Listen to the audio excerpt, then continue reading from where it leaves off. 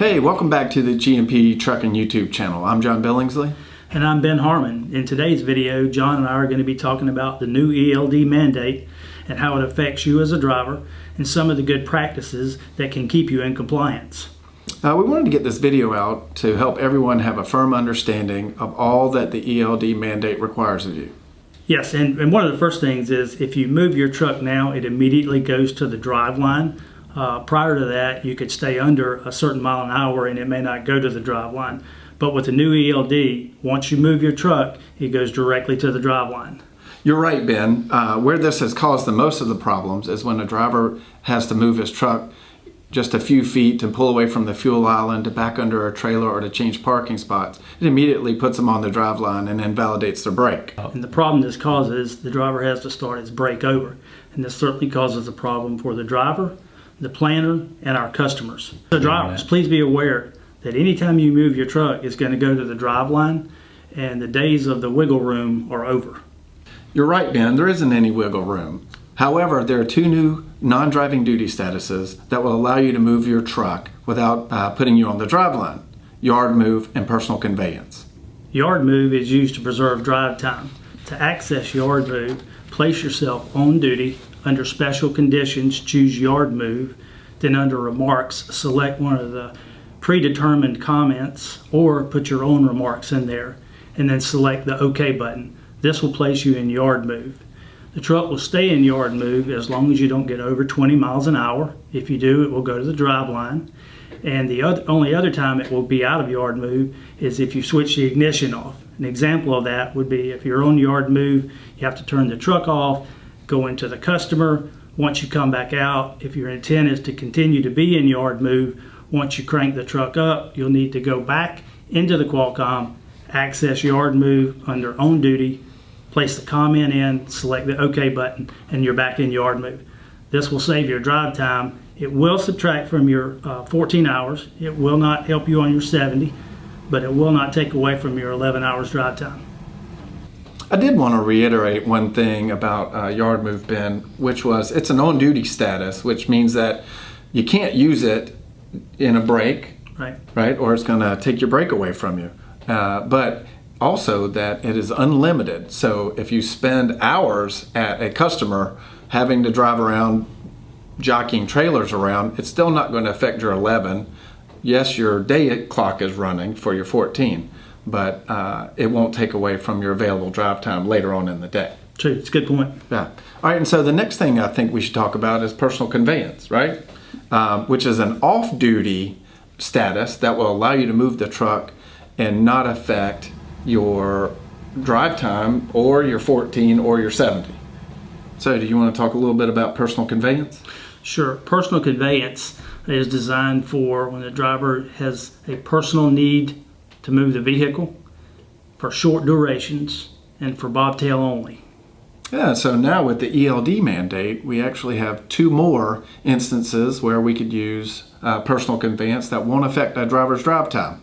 One of those is when we are hung up at a shipper or receiver and our driver's time would run out, he's allowed to use personal conveyance to go to the closest safe place to park. And John, maybe what's another example that they might use personal conveyance? If you are required by a law enforcement officer to move the truck, you don't have to violate your brake. You can use personal conveyance there as well to go to the closest safe place to park. You're required to put a comment in for that? Yeah, we do, Ben. Just like for yard move, a comment is required in order to accept the duty status. I've placed some canned messages in there that include being asked to move by a law enforcement officer. The next ELD features that drivers need to understand is unassigned drive time. We've had some issues with unassigned drive time by drivers not knowingly accepting unassigned drive time when the truck's in the shop or the vehicle's been moved, and then the driver signs in and accepts this time, and then it goes on to their drive time. John, can you maybe talk a little bit about that and how that affects the driver's duty status? Absolutely. This is one of those things we've spent a lot of time correcting drivers' logs because they've unknowingly accepted this drive time. It's something that you'll need to pay close attention to as you log into your truck, especially if you're a slip seat driver or your truck has been in the shop. there's a high likelihood that your truck has been moved since you were out of it, and it may not be assigned to anyone.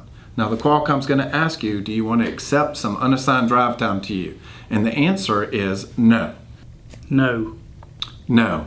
Speaking of unassigned drive time, it's caused a lot of issues with us in the office here about having to correct a driver's logs because they've accepted unassigned drive time. And I'm here to talk to you about how to avoid it.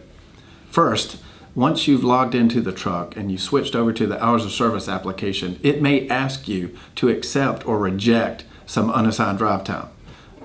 Once you've reviewed that time and you are sure it's not yours, then you'll want to press reject.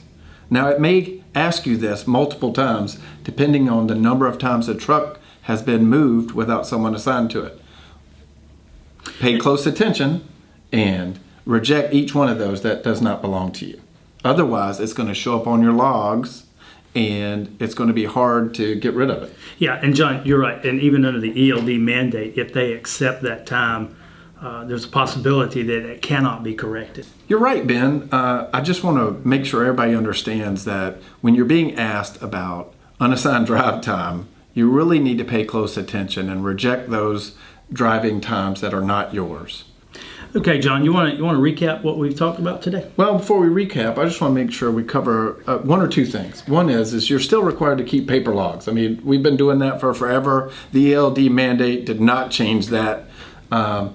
You are going to probably notice that you're going to have these malfunction lights show up. That's that's something else that's new from the ELD mandate. And all of those malfunctions are shown to the officer at a roadside inspection, right? Along with all the violations for today and the previous 7 days. Most of us don't realize that.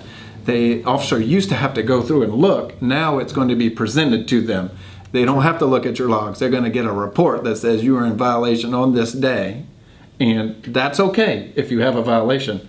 You need to have appropriate remarks in there, like if you get stuck in traffic, that you're going to remain on the drive line, and you can't use personal conveyance or yard move to try to avoid the violation. Right. You just need to put the appropriate remark in there, because who knows 7 days from now whether you're going to remember if what the reason was why you were over your hours.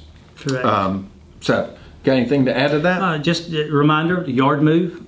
We do have yard move now. It is an on-duty function, but it does allow you to keep from getting on the drive line when you're on a controlled access yard.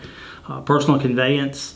Just remember personal use, short duration, bobtail only, and you're allowed to use that if you're asked to move from a location by a law enforcement officer. Anything to recap on unassigned drive time? Yeah, it's so important that everybody understands. It's reject almost every time. Reject that time, and if you figure out that you've rejected something, we can always go back and reassign it to you, but we can't always unassign it. So rejection is your friend at this point. Right. And lastly, of course, is just certifying your logs. You'll be reminded each day through your unit to certify your logs, and it is very important that you do that each day to avoid a violation or CSA points for hours of service. We hope this information has been helpful. And we encourage you to interact with the Qualcomm before you get started, or else it's going to put you on the drive line. And we are here to help. If this is the first video that you watched on the G&P Trucking YouTube channel, I encourage you to check out some of the other ones. They're short and have some useful information that will help you as a G&P driver. Here at G&P, our goal is to be one of the safest and best companies to drive for. We'll see you in the next video.